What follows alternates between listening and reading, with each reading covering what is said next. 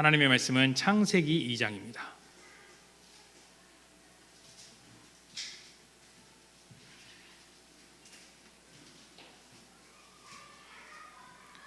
창세기 2장 15절부터 17절까지의 말씀입니다. 창세기 2장 15절부터 17절까지의 말씀. 우리 찾으셨다면 다 같이 봉독하도록 하겠습니다. 창세기 2장 15절부터 17절까지의 말씀입니다. 우리 다 같이 봉독합니다. 시작.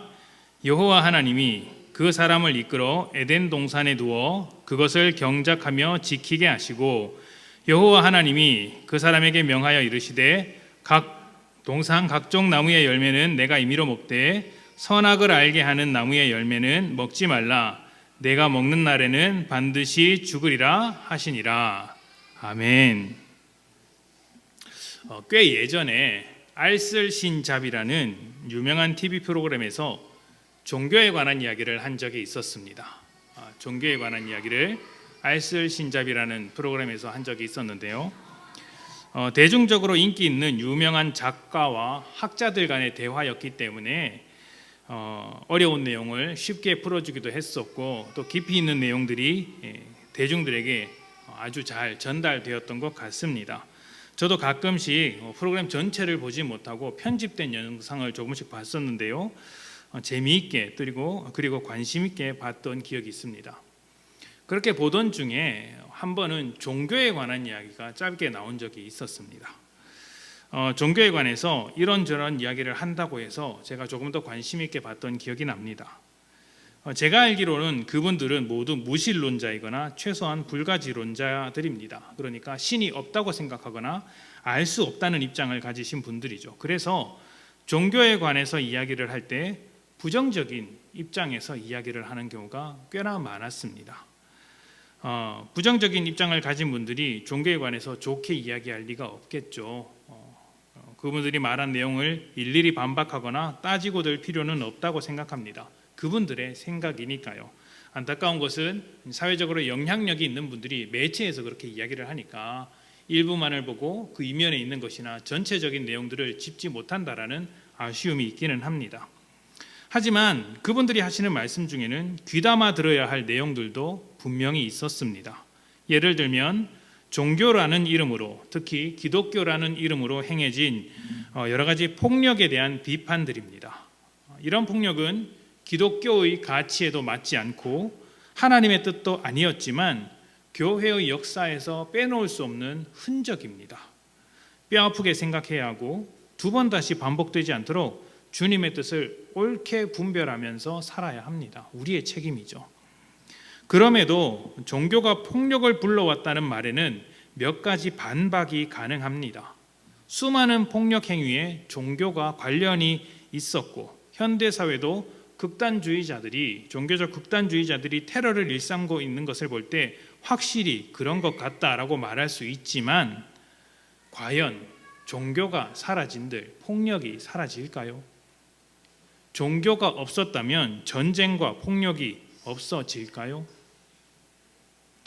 종교는 갈등을 부추기고 전쟁과 폭력의 원인이 되었다고 생각하는 사람들은 종교만 사라지게 된다면 이 세상에 평화가 찾아올 것이라고 생각할 것입니다. 하지만 종교가 예전만큼 영향력을 갖지 못한 지금도 전쟁은 꾸준히 끊임없이 발발하고 있습니다. 정치적인 이유로, 또 영토 갈등을 이유로 자원을 차지하기 위하여 여러 가지 모양으로 전쟁을 벌이고 있죠. 총과 칼로 하지 않는 전쟁이라고 할지라도 엄청난 전쟁을 우리는 겪고 있습니다. 문화가 달라서 갈등하고 국가의 이익을 위해서 명분을 만들어서 전쟁을 벌이는 일도 있습니다. 어떤 사람들은 과학과 이성을 대단히 칭송합니다. 종교는 비이성적이고 감정적이라서 버려야 할 것으로 생각하고, 모든 사람이 이성적인 판단을 내릴 수 있다면 세상은 더 좋아질 것이라고 생각하는 것이죠. 미래 사회를 다루거나 외계 문명에 대해서 상상하는 여러 영화나 소설만 봐도 이성적인 사고를 하는 사회입니다. 그렇지 않습니까? 모두 이성적으로 딱딱딱 맞아 들어가는 사회죠. 그런 것들을 모두 좋은 사회라고 생각하고 살아가는 사람들이 꽤나 많습니다. 그런데 사람은요, 그렇게 이성적인 판단으로 또 과학적인 방법으로 어마어마한 무기를 만들어냅니다. 버튼 하나로 수백만을 죽일 수 있습니다. 그것만 있겠습니까? 한때는 과학적인 방법으로 인체 실험을 하는 경우도 많았습니다. 과학의 발전을 위한다는 이유로 사람을 사람으로 생각하지 않고 그저 실험체로 생각하면서 아주 무자비한 일들을 벌인 경우가 많이 있었죠. 그렇게 행했던 일들이 그리 오래전 이야기는 아닙니다. 불과 수십 년 전의 이야기고 얼마 되지 않은 우리의 역사입니다. 저도 개인적으로 이성과 과학을 굉장히 좋아하는 사람이지만 문제의 핵심은 종교냐, 이성이냐, 과학이냐 이런 것은 아닌 것 같아 보입니다. 문제는 사람이죠. 사람은 좋은 것을 가지고도 좋게 사용하지 못합니다. 종교가 잘못된 것일까요? 아니면 종교를 가지고 살아가는 사람들이 잘못된 것일까요? 기독교만 이야기해 봅시다. 다른 종교는 우리가 이야기할 필요 없고 기독교만 이야기해 봅시다. 하나님의 말씀이 잘못되었을까요? 아니면 그 말씀을 가지고 사는 사람들의 삶이 이상한 것일까요? 과학을 무기로 만들고 실험실에서 불법적인 실험을 한다고 해서 과학을 문제라고 하겠습니까? 아니면 그 과학을 사용하는 사람의 문제라고 하겠습니까? 그 과학을 다루는 사람의 문제죠. 과학을 그릇되게 활용한 사람이 문제입니다. 마찬가지로 하나님의 말씀을 하나님의 말씀으로 사용하지 않고 자기 뜻대로 사용한 사람들이 문제인 것이죠. 핵심은 사람이 문제입니다. 오늘 창세기에서도 동일한 문제가 나오고 있습니다. 아담과 하와가 하나님께서 금지하신 선악과를 먹는 유명한 장면인데 아마 성경을 한번 읽어보신 분들은 다 알고 있는 장면일 것입니다. 왜 그럴까요? 우리는 성경을 창세기만 읽기 때문입니다. 이제 그 뒤로 넘어가면 힘들어서 못 읽죠. 창세기는 어느 정도 읽고 첫 번째 나오는 장면이라서 너무 잘 알고 있죠. 예전에 어떤 청년이 이 창세기를 읽으면서 궁금증을 가진 적이 있었습니다. 꽤 예전에 다니던 교회의 한 청년이었는데요. 하나님께서 왜 선악과를 만드셨을까 하는 궁금증이었습니다. 선악과가 없었다면 죄를 저지를 일도 없었고 우리가 죄와 사망에 갇혀서 살아갈 일도 없었을 텐데 왜 선악과를 만들었을까 생각했던 것이죠. 여러분도 그런 궁금증을 가져본 적이 있으십니까? 사실 선악과의 존재 자체는 그다지 중요한 것이 아닙니다. 우리는 선악과를 조금 불편하게 생각하는 경향이 있습니다. 인간이 죄를 짓게 된 원인, 죄가 유발된 원인이라고 생각하고 있기 때문에 선악과를 좀 불편하게 생각하지만 사실 선악과는 하나님의 은혜를 누리는 통로이자 수단입니다. 은혜의 수단인 것이죠. 핵심은 그 은혜의 수단을 사람이 잘못 사용한 데 있는 것입니다. 선악과가 어떻게 은혜의 수단이 될까요? 간단합니다. 안 먹으면 되는 것이거든요. 선악과 말고도 먹을 것이 엄청나게 많았습니다. 못 먹어서 힘들게 살아갈 이유가 없었던 것이죠. 각종 동산의 온갖 나무와 채소와 먹을 것들을 너희가 다 먹으라. 경작할 때 나오는 모든 식물들도 다 먹어라. 딱 한 가지 선악과만 먹지 말라고 하셨던 것이죠. 배가 고프면 다른 것을 먹으면 됩니다. 굳이 선악과를 먹을 이유가 없는 것이죠. 선악과만 있는데 못 먹게 하면 문제인 것이지만 먹을 것이 아주 많은 상황에서 딱 하나 금지한 것이 그렇게 어려운 일은 아닐 것입니다. 안 하면 되는 것이고 안 하면 계속해서 하나님과 동행하는 그 축복된 삶을 누려갈 수 있는 것이죠. 자, 그러면 또 하나 궁금증이 듭니다. 안 하면 되는 것을 굳이 왜 만드셨냐는 것이죠. 안 해도 되는 것, 하면 안 되는 것을 굳이 왜 만드셨느냐? 안 하면 될 것을 안 만드시면 되는 것 아니냐라는 생각이 들 것입니다. 이 점이 중요한데 선악과는 사람의 교만을 방지하는 은혜의 수단이었던 것입니다. 하나님께서 세상을 창조하시고 하나님의 대리자로서 하나님의 형상을 닮은 사람을 지으셨습니다. 사람은 생육하고 번성하며 땅을 다스리는 어떤 역할을 가지고 있었는데 이것은 하나님의 통치를 대행하는 역할이라고 할 수 있습니다. 그러니까 사람이 땅을 경작하고 일을 하는 것은 하나님께서 경작하는 것을 대행해서 하나님의 통치를 드러내는 역할이라고 말할 수 있었던 것이죠. 자, 대통령이 나라를 통치하다가 통치할 수 없는 상황이 되면 대통령의 권한 대행이 대신해서 직무를 수행합니다. 굉장히 무거운 자리이지만 한편으로는 과분하고 영광스러운 자리라고 할 수 있죠. 맡겨진 역할을 잘 감당하면 그에 해당하는 영광을 얻을 것이고, 그렇지 못하면 사람들에게 욕을 먹습니다. 특히 권한을 대행하는 사람이 마치 대통령에 당선된 것처럼 행세하고 다니면 좋게 볼 사람은 없을 것입니다. 자기 위치를 기억하고 행동하는 것이 현명한 것이죠. 하나님의 통치를 대행하는 사람은 굉장히 영광스럽고 감격적인 위치에 있지만 대행하는 사람이라는 것을 잊는 순간 하나님이 되려고 합니다. 하나님을 대행하는 존재인데 그것을 잊어버리고 하나님이 되려고 하는 것이죠. 다스리는 하나님의 역할을 하고 있다 보니 하나님이 된 것처럼 행동하게 됩니다. 그래서 대행하고 있다는 사실을 항상 기억하기 위해서 할 수 없는 것, 바로 선악과를 만들어 두신 것입니다. 사람은 선악과를 볼 때마다 할 수 없는 것이 있고 또 할 수 없도록 말씀하신 하나님이 계심을 기억하면서 그 앞에서 항상 겸손하게 살아야 했던 것이죠. 아, 그래, 내가 가지고 있는 이 힘, 이 권위, 이 역할, 이 능력이 나에게로부터 출발한 것이 아니라 이것을 주신 하나님이 계시지, 그러면 하나님의 뜻대로 사용해야 하겠다, 이런 마음가짐으로 살아야 했던 것입니다. 그것이 선악과의 역할인 것이죠.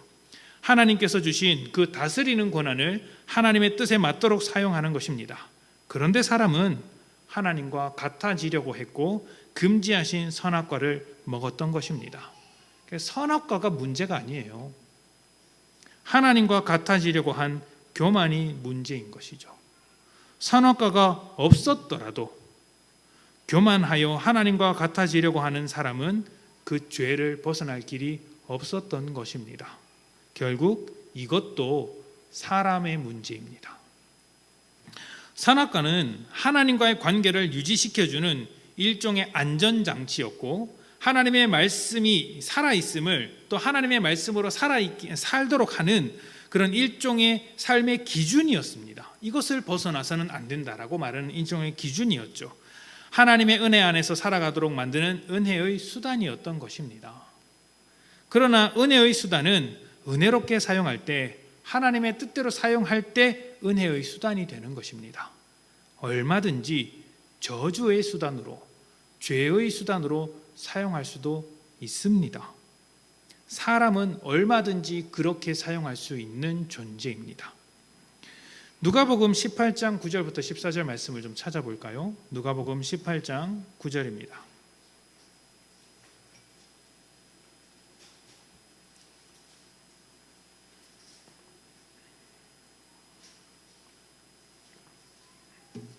누가복음 18장 9절부터 14절. 9절부터 14절까지의 말씀을 교독하겠습니다. 9절부터 14절까지 말씀 교독합니다. 또 자기를 의롭다고 믿고 다른 사람을 멸시하는 자들에게 이 비유로 말씀하시되, 두 사람이 기도하러 성전에 올라가니 하나는 바리새인이요 하나는 세리라. 바리새인은 서서 따로 기도하여 이르되, 하나님이여, 나는 다른 사람들 곧 토색, 불의, 간음을 하는 자들과 같지 아니하고 이 세리와도 같지 아니함을 감사하나이다. 나는 일에 2번씩 금식하고 또 소득의 11조를 드리나이다 하고, 세리는 멀리 서서 감히 눈을 들어 하늘을 쳐다보지도 못하고 다만 가슴을 치며 이르되, 하나님이여 불쌍히 여기소서, 나는 죄인이로소이다 하였느니라. 내가 너희에게 이르노니 이에 저 바리새인이 아니고 이 사람이 의롭다 하심을 받고 그의 집으로 내려갔느니라. 무릇 자기를 높이는 자는 낮아지고 자기를 낮추는 자는 높아지리라 하시니라. 아멘. 기도는 분명히 은혜의 수단이죠. 하나님과 소통하며 하나님께 전적으로 의지할 수 있는 특권입니다. 그런데 이 좋은 기도를 바리새인과 세리가 서로 다르게 사용하고 있습니다. 바리새인은 어떻게 사용하고 있을까요? 자기의 의를 드러내는 데 사용하고 다른 사람을 멸시하는 데 사용하고 있습니다. 반면 세리는 자기의 못나고 부족함을 인정하며 하나님의 은혜만을 구하고 있더라는 것이죠. 다른 사람을 멸시하기는커녕 하나님 앞에서 무엇 하나 내세울 것 없다고 울부짖기만 하는 것입니다. 그런데 이 말씀 처음에 어떻게 시작하는지 아십니까? 9절 말씀에 이렇게 이야기를 하죠. 또 자기를 의롭다고 믿고 다른 사람을 멸시하는 자들에게 이 비유로 말씀하시되, 자기를 의롭다고 믿고 다른 사람을 멸시하는 태도를 교만한 태도라고 말하지 않습니까? 하나님 앞에서 자기의 의를 내세우는 사람을 보고 교만하다고 말하는 것이죠. 똑같은 기도인데도 이렇게 다릅니다. 그래서 기도를 열심히 한다고 해서 다 좋은 게 아닙니다. 그 좋은 기도를 어떻게 하느냐, 무엇을 하느냐, 교만한 모습으로 하느냐, 겸손한 모습으로 하느냐, 하나님 안에서 하느냐, 세상 안에서 하느냐, 이것에 따라서 그 의미가 너무나도 달라지더라는 것이죠. 우리의 기도, 여러분의 기도를 가만히 생각해 보십시오. 기도하는 사람 중에 열심히 하지 않는 사람이 없습니다. 뜨겁게 하지 않는 사람이 없습니다. 모양은 다르죠. 어떤 사람은 통성으로 울부짖으면서 하는 사람도 있고, 또 낮은 목소리로 중얼거리는 사람이 있습니다. 또 어떤 사람은 말하지 않고 속으로, 마음으로 기도하는 사람도 있습니다. 그런데 그 간절한 만큼은 누구 하나 따질 것 없이 똑같더라는 것이죠. 너무 억울하고 답답하면 말이 안 나옵니다. 그냥 속으로 삼키죠. 그렇게 삼키듯이 기도하는 사람도 간절한 마음으로 기도하는 것이죠. 얼마나 열심히 기도했느냐, 얼마나 뜨겁게 하냐가 중요한 것이 아닙니다. 내가 너무 간절하고 급하면 하지 말라고 해도 뜨겁게 합니다. 기도가 터져 나옵니다. 급하고 간절하면 돈을 가지고 뜯어 말려도 다 하게 되어 있습니다. 몰라서 못하는 경우도 있겠지만 믿는 자치고 기도하는 것을 모르는 사람은 없을 것입니다. 중요한 것은 무엇을 기도하느냐는 것이죠. 어떠한 자세로 기도하느냐는 것입니다.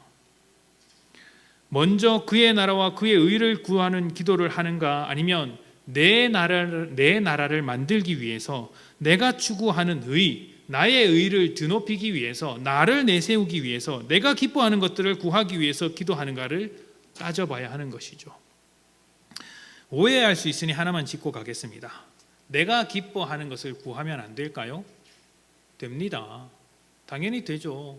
기뻐하는 삶을 위해서, 평안한 삶을 위해서 기도해야죠. 우리는 기도하면 너무 거시적으로, 거국적으로 생각하는 경우가 있습니다. 나를 위해서 기도하면 안 되고, 온 나라를 위해서, 교회를 위해서, 하나님의 특별한 사역을 위해서 기도만 해야 한다라고 생각하는 분들도 간혹 계시는데 아닙니다. 모든 것을 놓고 기도해야죠. 내 사소한 문제들을 놓고도 기도해야 합니다. 우리의 삶이 더 행복하고 기쁘기 위해서 날마다 기도하는 것은 잘하는 것입니다. 우리의 가정이 화목해지기를 기도하고, 또 일이 잘 돼서 돈을 많이 벌도록 기도하는 것, 그게 뭐가 나쁘겠습니까? 저는 여러분들이 화목한 삶을 살고 돈 많이 벌어서 이웃들과도 잘 나누고, 좋은 것 가지고 살고, 좋은 차도 타고 다니고, 교회 헌금도 조금 더 많이 하셔서 저도 사례비를 좀 더 받고, 이런 거 되었으면 좋겠습니다. 물론 그게 목적이 되면 안 되겠죠. 그렇게 기도하는 것은 사실 문제가 안 됩니다. 그런데 그렇게 기도해서 얻는 것들이 하나님과 함께하는 삶이 아니라 세상과 더 가까워진다면, 우리의 삶이 세상을 향해서 더 기울어지게 된다면, 그것은 은혜의 수단을 가지고 저주를 받고자 애를 쓰는 것입니다. 선악과로 돌아와 봅시다. 선악과에서 무슨 문제가 있었을까요? 뭐가 문제였을까요? 교만이었죠. 교만이 문제였습니다. 하나님을 대행하는 자가 하나님처럼 되려고 했던 것, 하나님의 뜻보다 내 뜻이 우선이고 하나님의 기준보다 내 기준이 더 중요합니다. 하나님의 때보다 내가 급한 게 먼저인 거예요. 그러다 보니 하나님께서 은혜를 받으라고 주신 것들을 가지고 세상을 탐욕하고 죄에 빠져서 살더라는 것입니다. 그게 선악과의 결과입니다. 바리새인이 하나님 앞에 기도하면서도 저 세리와 같지 않음을 감사한다고 했던 기도를 저 세리와 같지 않음을 감사한다라고 했던 것도 기도를 잘못 사용하는 것이죠. 기도라는 것은 하나님 앞에서 나의 약함을 인정하고 하나님의 뜻을 받아들이는 것이어야 합니다. 하나님의 뜻을 받아들이지 않을 것 같으면 기도를 왜 합니까? 그래서 세리가 정말 죄가 많은 삶일지라도 자신 역시 그와 다르지 않음을 인정하고 하나님의 긍휼을 세리와 함께 얻도록 기도해야 했던 것이죠. 바리새인은 그렇게 하지 않았습니다. 자기를 내세우는데 바빴고 내가 너보다 낫다, 내가 너보다 훌륭하다, 내가 너보다 높은 존재다, 이것을 드러내기 위해서 기도라는 수단을 사용했던 것이죠. 하나님의 뜻을 이루기보다 자기를 내세우는 것에 기도를 사용했고, 지금 아담이 선악과를 먹었던 것도 동일하게 하나님의 뜻을 따라갔던 것이 아니라 자기를 더 내세우고자, 자기 스스로가 선악을 판단하는 기준이 되고자, 하나님의 뜻이 아니라 자기의 의지대로 살아가고자 선악과를 먹었던 것입니다. 교만함이 하나님 앞에서, 그러니까 다른 사람 앞에서 내세웠던 그 교만한 태도가 결국에는 하나님 앞에서 교만한 태도로 자라갔고, 그 교만함은 결국 선악과를 먹을 때 가졌던 교만함과 다를 바 없더라는 것이죠. 은혜를 받기 위한 어떤 수단도 하나님의 뜻대로 사용하지 못하면 은혜가 되지 않습니다. 절대로 은혜가 되지 않습니다. 하나 더 예를 들어 볼까요? 예배는 은혜의 수단입니다. 우리의 삶을 전적으로 드릴 때 예배는 은혜가 넘치는 자리가 됩니다. 그것이 삶 속에서 예배하는 것이든 주일날 교회에서 모여서 예배하는 것이든 상관이 없습니다. 하나님께서 원하시는 모습으로 예배를 드린다면 어떤 예배든지 은혜가 넘칠 것입니다. 그러나 그 예배가 저주의 수단이 될 때도 있습니다. 드리는 마음으로 예배하는 것이 아니라 받기를 원하는 마음으로 예배한다면 은혜를 찾아보기란 어려울 것입니다. 여기서 받기를 원하는 마음이란 하나님의 은혜를 사모하며 그 은혜를 받기 원하는 마음을 말하는 것이 아닙니다. 그건 좋은 마음이죠. 그게 아니라 내가 예배를 받으시는 하나님의 위치에 서는 태도를 말하는 거예요. 예배를 받으시는 자가 하나님이셔야 하는데, 나는 예배를 드리는 자가 되어야 하는데, 마치 내가 예배를 받는 하나님이 된 것처럼 예배를 대하는 태도를 말하는 것입니다. 우리는 예배를 드리는 사람이지 받는 자들이 아닙니다. 예배는 하나님께 드리는 칭찬이자 서비스입니다. 하나님께 올려드려야 할 가치를 마땅히 올려드리는 태도를 예배라고 하죠. 그런데 우리가 예배의 주인처럼 행세하면서 예배를 평가하고 나를 우선한다면 어떻게 될까요? 예배를 불평하면서 은혜 안에서 살아갈 수 있을까요? 예배에 대해서 불만을 가지고 이러저러한 생각들을 가지고 있으면서 과연 은혜 안에 거할 수 있을까요? 예배를 드려야 할 자가 받아야 할 자가 되어서 불만족하며 불평한다면 예배는 더 이상 은혜의 수단이 아닙니다. 저주의 수단이 되고 마는 것입니다. 말씀드렸던 기도도 동일하죠. 우리는 새벽 기도를 합니다. 새벽 기도를 해야 하느냐 말아야 하느냐를 두고 한때 격렬하게 학교에서 논쟁을 벌였던 적이 있습니다. 기도는 당연히 해야 하는 것인데 새벽 기도만이 특별한 것처럼 말하는 것은 옳지 않다고 이야기하는 것이죠. 특히 현대사회의 삶이라는 것이 새벽을 허락하지 않습니다. 그래서 어떤 교회는 저녁 기도회를 열심히 하는 교회도 있고, 또 새벽 기도를 바꿔서 오전 기도회를 하는 교회도 있습니다. 이런 것들을 뭐라고 말할 필요가 하나도 없습니다. 그냥 기도하는 게 중요한 것이죠. 우리 교회는 새벽 기도를 왜 할까요? 저녁에 퇴근하는 시간이 일정하지 않아서 저녁에 기도 모일 수가 없고, 또 낮에는 일하거나 아이를 돌봐야 하거나 해서 집중할 시간이 부족합니다. 또 성도들이 다 같이 모여서 기도하는 시간은 매일매일 필요한 것이니 하나님 앞에서 가장 자유롭게 집중할 수 있는 시간을 선택한 것이 새벽입니다. 그래서 새벽 기도를 하는 것이죠. 왜 6시에서 5시 반으로 바꿨을까요? 6시에 기도하고 가니 출근도 해야 되고 아이들도 돌봐야 되고 밥도 차려야 하고 해서 시간이 좀 촉박하더라. 그래서 1시간을 당길까 30분을 당길까 하다가 1시간 당기면 못 일어날 것 같아서 30분을 당긴 것이죠. 그리고 새벽에 좀 더 집중해서 하나님을 찾고자 하는 성도님들이 계시니까 새벽 기도를 하는 것입니다. 그게 더 특별해서가 아니라 우월해서가 아니라 그 시간에 함께 기도할 수 있으니까 그렇게 하는 것이죠. 기도하는 시간은 모두 은혜 받는 귀중한 시간입니다. 그런데 새벽 기도 나오는 것을 우월하게 생각해서 다른 사람을 정죄하는 것까지 흘러가게 된다면 그것은 절대로 은혜의 수단이 아닙니다. 저주의 수단이죠. 아주 먼 과거에는 한때 미성숙한 신앙으로 새벽 예배 나오는 것을 훈장처럼 생각하는 분도 계셨습니다. 그래서 새벽 예배를 일주일 내내 잘 드리고 나면 주일 예배 드리러 나올 때도 걸음걸이가 남들보다 당당해지는 것이죠. 발걸음도 일부러 쿵쿵 냅니다. 이렇게 쿵쿵 내면서 교회 안으로 들어옵니다. 왜 저래? 그러면 으쓱으쓱하는 것이죠. 내가 일주일 내내 새벽 예배를 했다. 왜 그렇게 할까요?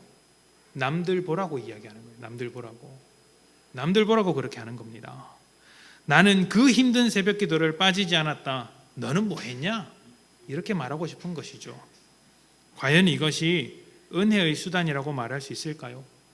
바리새인과 똑같은 기도입니다.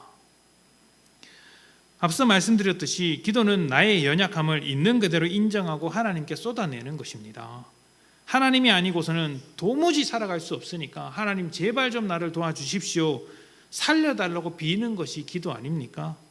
그렇게 비는 게 무슨 자랑입니까? 기도는 자랑이 아닙니다. 그냥 구하는 것이죠. 만약 기도를 자랑하고 그 기도를 가지고 정죄한다면 기도를 통해 은혜 받는 것은 물 건너 갔다고 보는 것이 좋습니다. 저주의 수단이 되고 말 것입니다. 은혜의 수단을 저주의 수단처럼 사용하지 마십시오. 그것은 하나님께서 원하시는 모습이 아닙니다. 예배를 예배답게 드려야 하고 기도를 기도답게 해야 합니다. 그리스도인이라면 그리스도인답게 살아야죠. 그리스도인이라는 이 신분 자체가 은혜를 통해서 받은 것 아닙니까? 그러면 그 은혜를 통해서 받은 것답게 그리스도인답게 살아가야 합니다. 그리스도인이라는 나의 신분으로, 하나님의 자녀라는 나의 신분으로 얼마든지 죄를 지을 수 있다는 것을 잊지 마십시오. 하나님의 뜻대로 사용하지 않으면 얼마든지 그럴 수 있습니다. 한 가지만 더 짚고 넘어갈까요? 짧게 끝내보겠습니다. 우리가 은혜의 수단을 은혜로 사용하지 못했을 때 문제가 생긴다는 것을 이해하셨을 것입니다. 자, 죄의 방법으로 사용하면 은혜의 수단은 더 이상 은혜가 아닙니다. 자, 그렇다면 우리가 그렇게 사용할 때 하나님은 어떻게 하실까요? 우리가 기도를 죄의 방법으로 사용한다면, 예배를 죄의 방법으로 사용한다면 하나님은 어떻게 하실까요? 기도를 닫으시고 예배의 문을 닫아버리실까요? 더 이상 너희의 기도를 듣지 않는 것이 낫겠다라고 하면서 그냥 우리와 단절해 버리실까요? 아닙니다. 하나님은 그렇게 죄의 방법으로 살아가고 있는 우리를 긍휼하게 여기시며 은혜를 주시고 우리를 고쳐내십니다. 선악과를 한번 생각해 보시면 되겠습니다. 하나님 앞에서 교만해진 사람이 선악과를 먹었을 때, 그래서 죄인이 되었을 때 하나님께서 어떻게 하셨을까요? 괘씸하게 생각하면서 큰 벌을 내리시고 사람을 단절해 버리셨습니까? 사람을 버리셨습니까? 사람을 모두 몰아내시고 새로운 사람을 창조해 내셨습니까? 아니면 그들을 안타까워하시며 사람에게 찾아오셔서 말을 거시고 구원하시기 시작하셨습니까? 그들을 고치기 위하여, 그들의 죄를 깨끗하게 하기 위하여 애를 쓰셨습니까? 하나님은 어떻게 하셨습니까? 구원하기로 하셨죠. 고치시기로 하셨죠. 버리지 않고 품으시기로 작정하셨습니다. 은혜를 더 주시기로 결정하신 분이 하나님이십니다. 하나님은 이런 분이십니다. 사람의 약함을 아시고 은혜를 주시기 위하여 일하시는 분이 하나님이십니다. 그런 하나님께서 허락하신 수많은 은혜의 수단을 우리가 어떻게 사용해야 할까요? 은혜의 수단은 은혜답게 사용해야 합니다. 예배는 예배답게, 기도는 기도답게 사용해야 하는 것이죠. 우리가 가진 믿음도 은혜로 인한 것이니 믿음을 믿음답게 사용해야 하는 것이죠.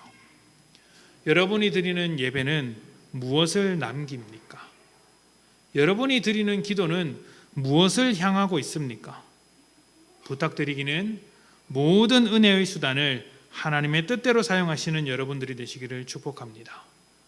예배를 통해, 기도를 통해, 또 우리에게 주신 모든 삶을 통해 은혜를 남기고 결국에는 하나님의 나라를 만들어내는, 하나님의 나라를 위하여, 또 하나님의 영광을 위하여, 하나님의 의를 위하여 우리 은혜 수단들을 사용하는 복된 성도님들이 되시기를 축복합니다.